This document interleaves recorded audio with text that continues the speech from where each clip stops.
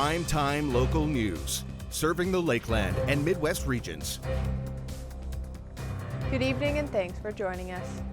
We begin tonight with 2 deaths in Lloydminster reported this weekend that are currently under investigation by Alberta RCMP Major Crimes Unit.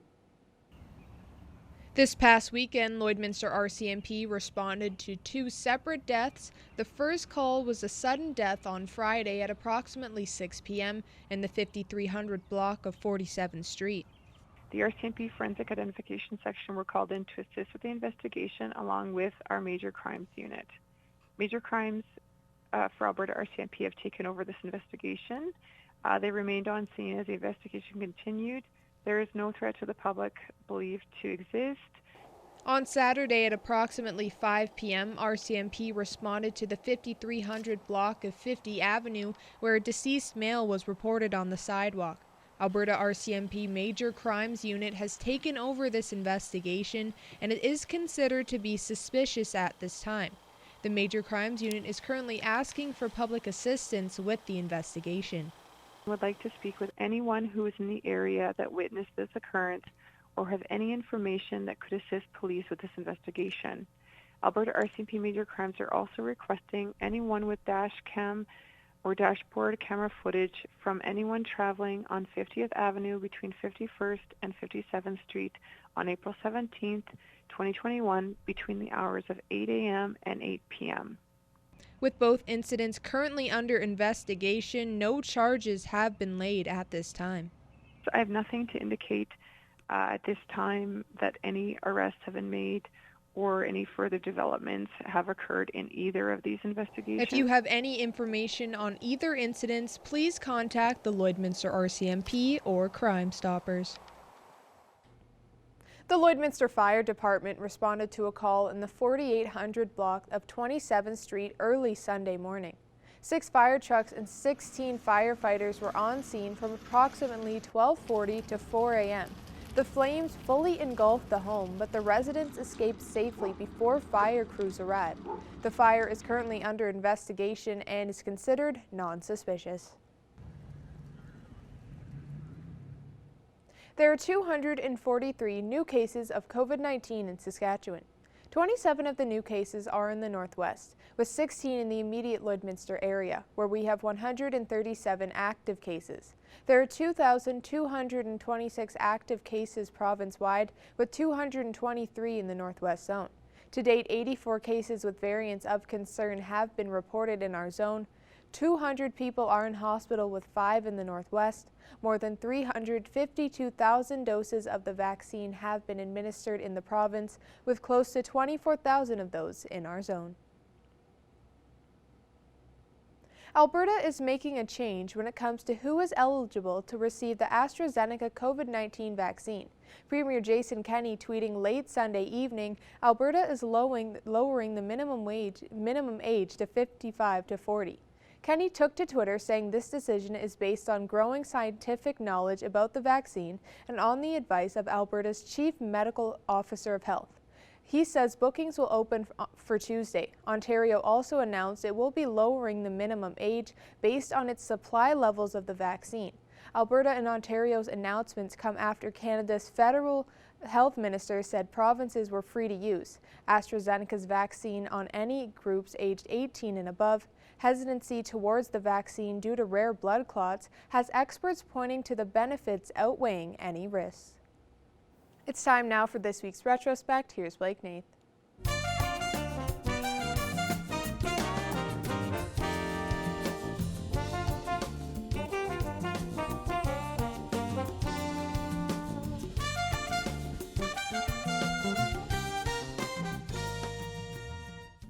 This week in retrospect, we go back to 1996 as Esso deals with the cleanup and fallout of an oil field blowout.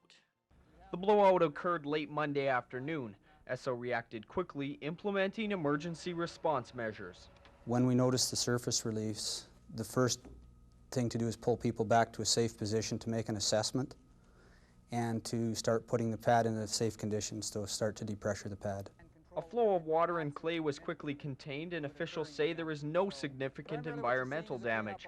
Crews had the situation under control about 49 hours after the blowout occurred. They're now working to clean it up. Moving towards us is vacuum trucks. We're removing some of the materials that came out of the well when it released to surface. Primarily what we're hauling right now is fluids, the last of the fluids off there to a containment area we have over at Lemming. The smoke, as you referred to, is actually a water vapor coming off the vacuum trucks. ESSO officials suspect the blowout to have been a casing failure. A similar problem was experienced last February. And in 2001, the Supreme Court of Canada decides if strippers and alcohol can cohabitate in Saskatchewan.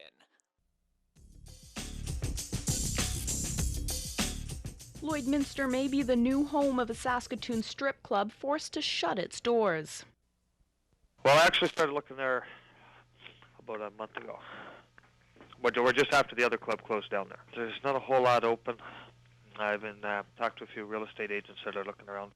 Showgirls had filed an appeal with the Supreme Court, which refused to hear it on Thursday. The law states exotic dancers and alcohol don't mix, something Showgirls officials say is outdated. Saskatchewan is so far behind the times. It's just unreal. You're going to need a time machine to enter Saskatchewan pretty soon. Here in the border city, opinion is mixed, if any opinion is given at all. No opinion on that at all, no. Oh, I'd rather not comment right now, thank you. I have no opinion on it. Well, I don't think that this city really needs it. That's pretty much my biggest opinion on it. I'm disappointed in the necessity that people find to take these kinds of steps and actions. And that's all for this week in retrospect. Retrospect this week is brought to you by Webb's Ford. Worth your while to drive the extra mile. Webb's Ford in Vermilion. Now our Connor Channel, take a first look at your weather forecast.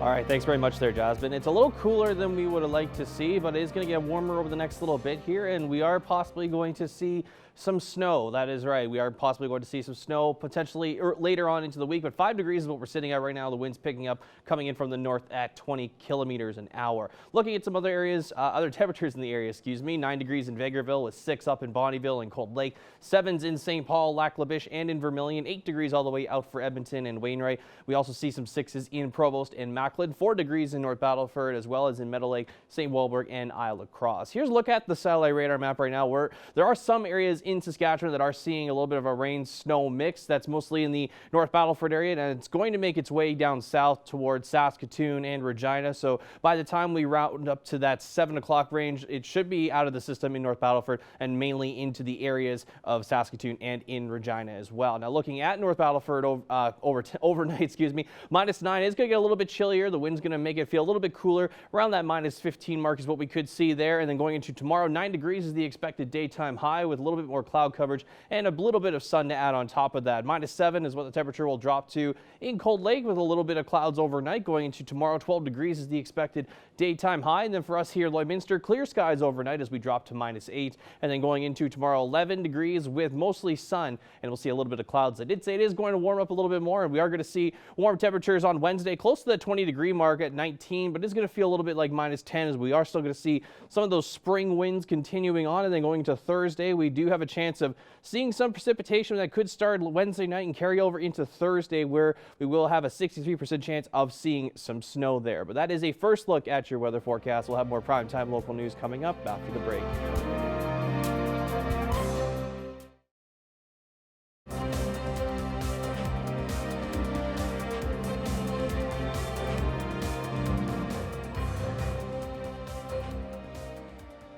Welcome back. Through COVID-19, registrations for organ and tissue donations has gone down 39%. Now, April 18th to the 24th is Donation Awareness Week, and the Kidney Pair Donation Program is hoping this will be a reminder. Our Shelby Clark has more. I'm joined here with Sarah Parfenick with the Kidney Pair Donation Program. So April 18th to the 24th is National Organ and Tissue Donation Awareness Week. Through COVID-19, how have donations been like? So through COVID-19, there has been a decrease in donations.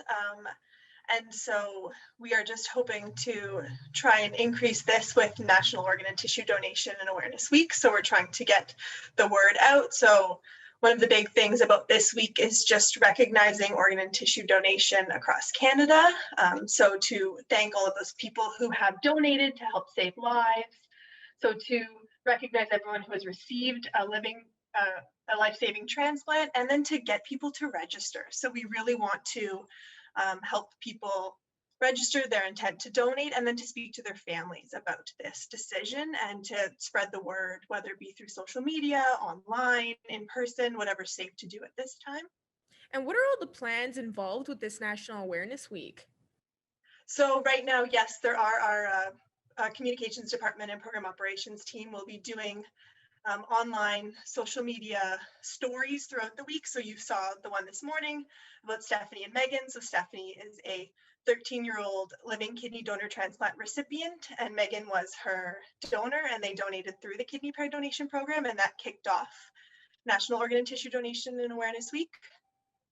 And can you tell me more about the Kidney Pair Donation Program and what it all helps people with? Sure, yes. The Kidney Pair Donation Program is a program that matches patients who are in need of a kidney with a suitable living donor. So it gives people the chance to become a living donor while ensuring that someone they love receives a life-saving transplant, even if they are not a match. So in Canada, the Kidney Pair Donation Program is run by Canadian Blood Services in collaboration with living donor and transplant programs across the country. So it is a national program, and one of the great things about it being a national program is that it allows people who are in need of a donor find someone in other cities or provinces that they may not have normally been able to match with. About half of our recipients match with a donor who lives in another city or province, and without our program, that opportunity wouldn't have been available to them.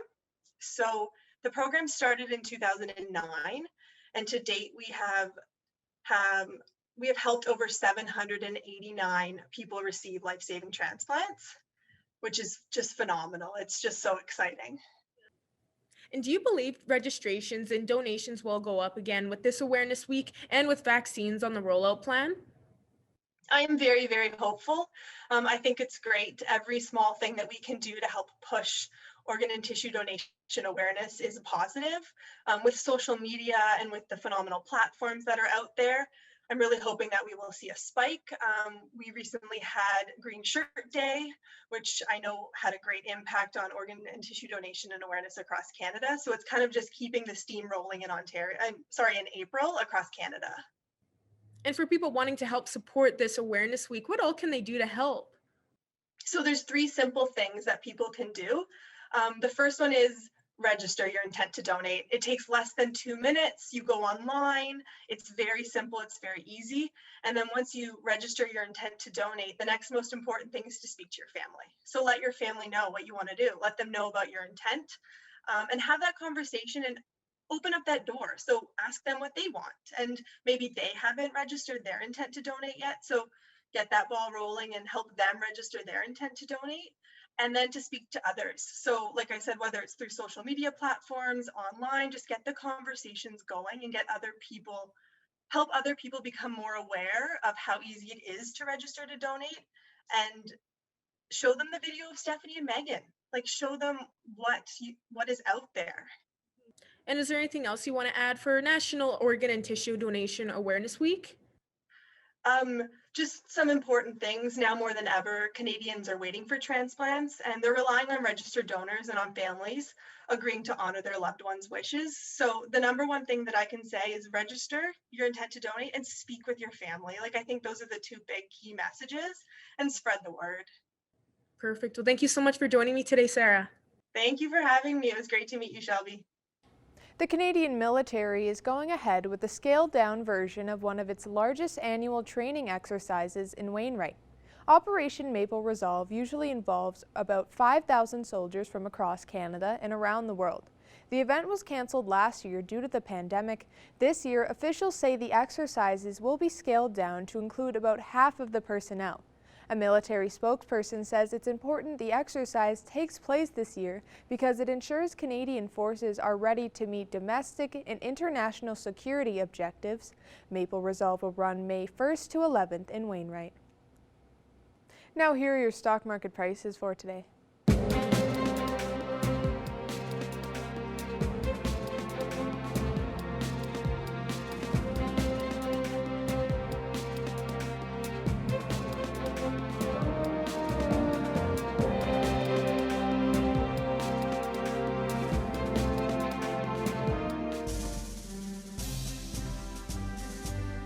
Today's oil prices are brought to you by First General Services.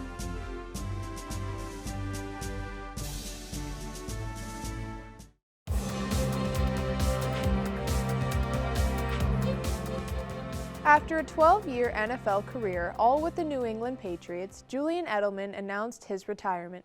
Evan Kenny and Eric Bay have more on if the 34-year-old's career was enough to get into Canton. Well, from 2009 until 2020, Julian Edelman was a cornerstone with the New England Patriots. Now he is retired. Joining me today to break down his career as well, the question that comes up when we do talk about his retirement, should Julian Edelman be in the Hall of Fame, is Eric Bay. Eric, thanks for taking this time. Yeah, definitely a very good career and a very interesting question and fun debate that has been brought up here very recently about Julian Edelman. Yeah, a good career and obviously a fantastic team with the dynasty that is the New England Patriots. Really, anybody who follows football, knows how good they've been over the last however many years. But Eric, is it safe to say, Edelman, while he has been good, hasn't been nearly as good as what the New England Patriots dynasty has been over the last however long?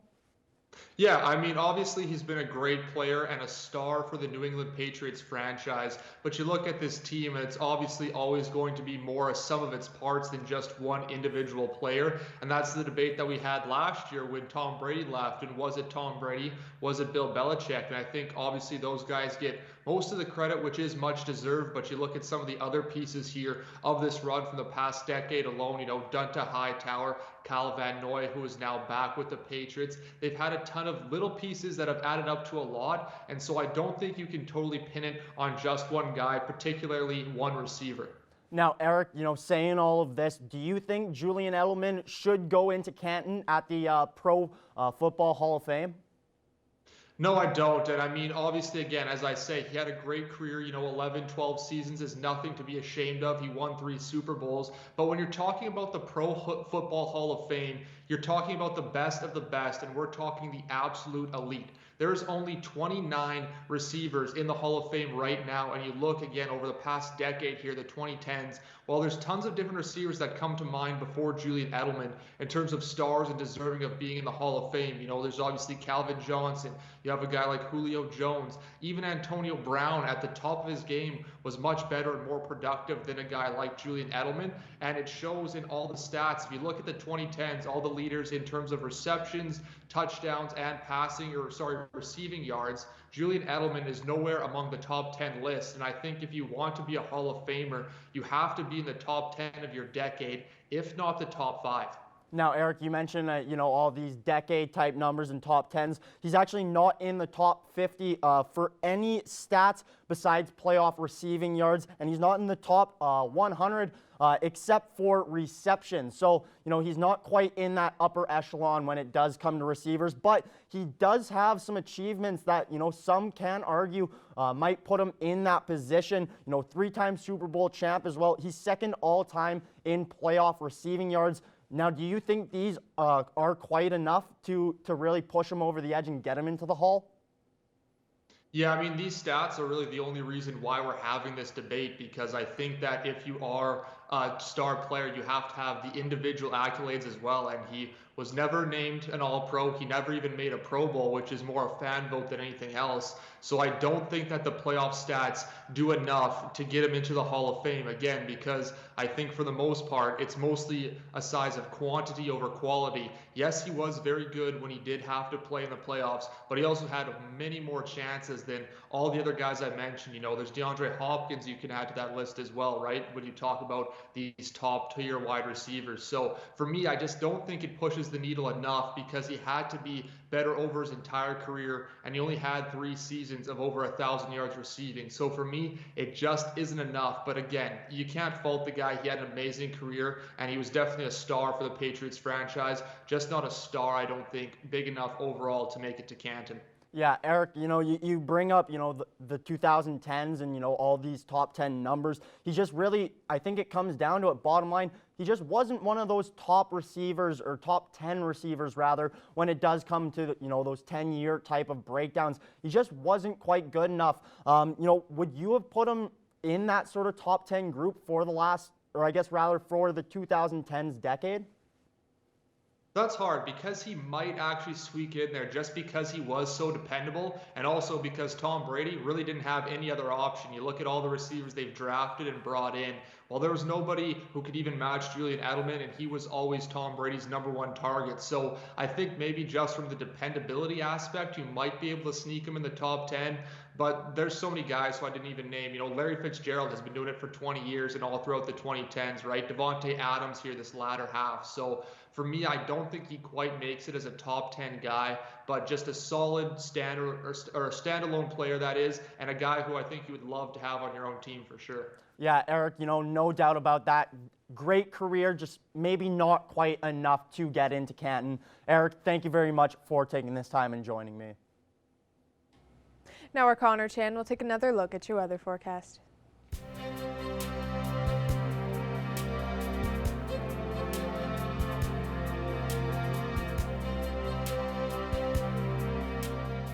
All right, thanks very much, Jasmine. Looking at temperatures, still sitting around that 5-degree mark for us here in Lloydminster. Looking out west, they're also kind of seeing the single-digit temperatures in Whitecourt and Jasper, both sitting at 10 degrees right now. We see some 8s in Edmonton and Athabasca, 7 degrees for Edson, and then 5 in Red Deer with 6 degrees for Rocky Mountain House. It is a little bit cooler in Saskatchewan as we see 2 degrees in North Battleford, 3 degrees in Saskatoon and Prince Albert, and 1 in Melfort. As I did mention on that satellite radar map, Saskatoon is starting to see some of that rain-snow mix, and it is going to make its way down south to areas like Regina and so forth on from there. Now looking ahead to northern Saskatchewan temperatures right now, still back to the minuses for them. Uranium City at -1 with Stony Rapids at -2. Wollaston Lake now joining that club at -3. 2 degrees for the Losh and Buffalo Narrows, then 0 in Flin Flon right now. Looking to northern Alberta, it's a little bit warmer. We see Peace River and Grand Prairie sitting at 11 degrees, 8 degrees for Slave Lake, and then 6 in Fort McMurray, and high level in Fort Chipewyan sitting at that 2-degree mark. A little bit chillier in southern Alberta today as we see 4 degrees for both Medicine Hat and Lethbridge, 3 degrees in Calgary, 5 for Banff,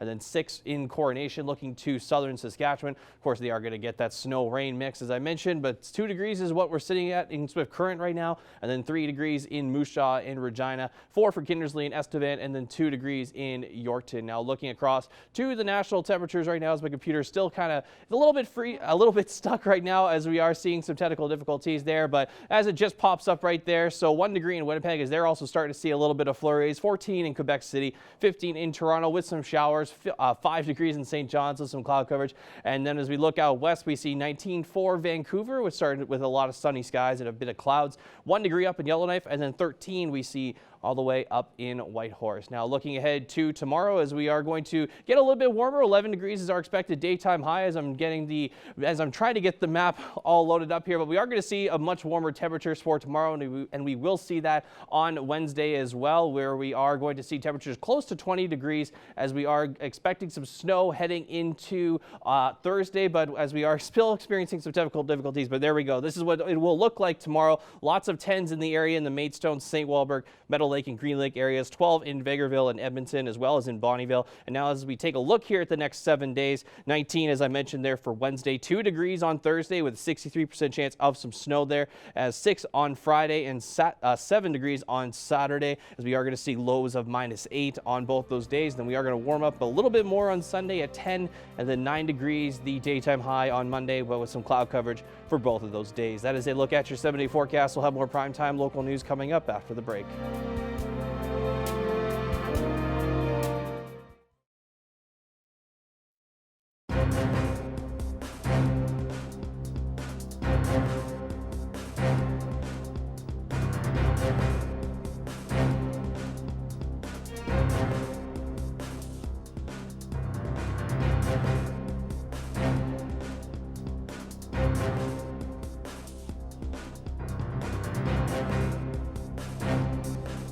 I'm joined today here on Primetime Local News with the treasurer of the Vic-Juba Community Theatre, Gwen Mottram. Now, the Vic-Juba Community Theatre is putting on a garden fundraiser to help raise money for their multi-purpose space expansion. Can you just tell us a little bit more about this fundraiser, Gwen? Yeah, so our garden fundraiser is on right now, and it closes on Wednesday, April 21st.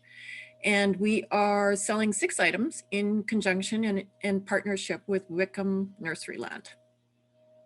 So how are people able to see the items, purchase the items, and then when it comes to picking them up and stuff, how would that work as well? So people need to go to our website at vicjubatheatre.ca to see the items. They're all listed there. The prices are listed there. To order items, people can either order them right from the website, or they can call us at the theater, 780-872-7400. And then pickup will be scheduled. Everybody will be given a specific time to come on May 8th, and that'll just be in time for Mother's Day. And so the money from this fundraiser is going towards the Vic-Juba Theatre multi-purpose space expansion. Can you just talk a little bit more about that expansion and how important that is going to be to the future of the Vic-Juba Community Theatre? Right. We have a long list of needs for that space. It is multi-purpose space, so it's not theater seats in the theater. It is space backstage. And the list includes rehearsal space for our dance community. Our dance community, or a dance season, is about 3 months long. And the dance community is quite active here, and we need more rehearsal space for them. Dance festivals need an additional dressing room. So the space will be big enough for an additional dressing room and rehearsal space. So there could be a performance on stage. There'll be another group waiting in the wings to go on, but then the next group needs to be rehearsing. So that's one use. The second group that needs this space is our schools. During December, the Christmas concert season, we don't have enough room backstage for all of the classes that go on stage. The third group is the theater group. They need rehearsal space, and productions typically take about 3 months to rehearse. So we need it for that group as well. And then we'd also like to present performances for a smaller audience at tables and chairs. And so the space will also be adapted for that as well. And then artists want to offer a VIP experience for our patrons, and that would either be before the show or after the show, and we need space for that as well. Now the fundraiser is nearing its final days. What has the reaction been like from the community so far? It's been wonderful. Yeah, we're quite excited and happy. And those that have not been able or are not interested maybe in garden items are donating to the expansion. And we have a matching donor who will double people's impact with their donation. So if someone donates $500, the impact is $1,000. So that's wonderful too. And for people who are interested in just donating money, they don't want to take part in the fundraiser per se, how are they able to do that? They can do that online, or they can call us, and we'll make arrangements for them. And how nice was it for the Vic-Juba Community Theatre to be able to partner with a local greenhouse to be able to put this fundraiser on? Yeah, local supporting local. Yeah, we're really, really, really happy about that. And Wendy at Wickham Nurseryland is a huge supporter of the arts. And do you have anything else you want to add today, Gwen? We are so looking forward to audiences returning. We're hoping that gets closer and closer. We've had some word come from Alberta that there might be 15% capacity at the end of June, and maybe even by July, late July, that restrictions might be reduced. We don't know if that'll be the same timeline for Saskatchewan, and that may be a little optimistic, but we are really looking forward to audiences returning. So I just wanted to say that, and we're going to do it very safely. Awesome. Well, that's great to hear. And thank you so much for taking some time to talk with me today. And hopefully our viewers, if they didn't know about this fundraiser yet, they're able to get in on the few last final days to help support the Vic Juba Community Theatre. Thank you.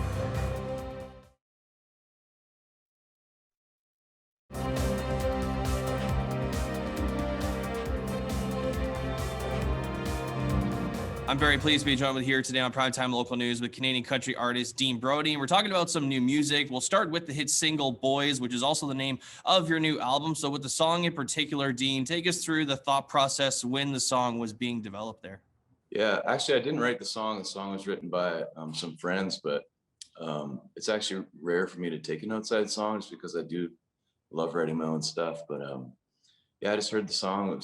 Obviously, it's called Boys, and I just feel like this day and age, you don't really hear a message like that, something with that much like meat on it, I guess, so to speak. And I heard it, got kind of choked up listening to it. I've got a daughter of my own, and it just made me think about her, and yeah, it just resonated with me. I didn't know that it would be a single. When we recorded it, I thought, well, maybe it's a little bit too heavy of subject matter. But yeah, it ended up being, everybody's like, man, this is a beautiful song. And of course, with the collaboration with Mickey, it made it, I feel like Mickey coming on board with that song is kind of what took it to the next level and made it what it is. Now, of course, that does lead into my next question about working with Mickey. What element did she bring to the song that helped elevate it to what it is? I think a couple things. Like first of all, when I heard the kind of songs that she sings, I was like, okay, this is something that Mickey would, I think, it wouldn't scare her. I think some artists would be like, oh man, I don't know. It's not, it's not straight up the middle country radio, and might be a little risky, the subject matter. And but she'd had a song, last year called Black Like Me. She had another song called What Are You Gonna Tell Her? And it's actually her song, What Are You Gonna Tell Her, that made me go, oh man, I love who this person is and kind of what she stands for. So we sent it to her, and she was on board right away. And it's like, I love this song. She was pregnant with her boy Grayson, who's since been born. But so yeah, there was that. Like, she's not scared of this stuff. It's right up her alley as far as what she wants to say. And then number two is obviously her voice. She's an incredible, amazing singer. And yeah, just goosebumps on the back of my neck when I first heard her. And what she'd done to the song when she came on board. How does this album stack up with your other work if you had to compare them? Do you find this one to be a little bit more personal this time around? And how do you feel overall about this album, Boys?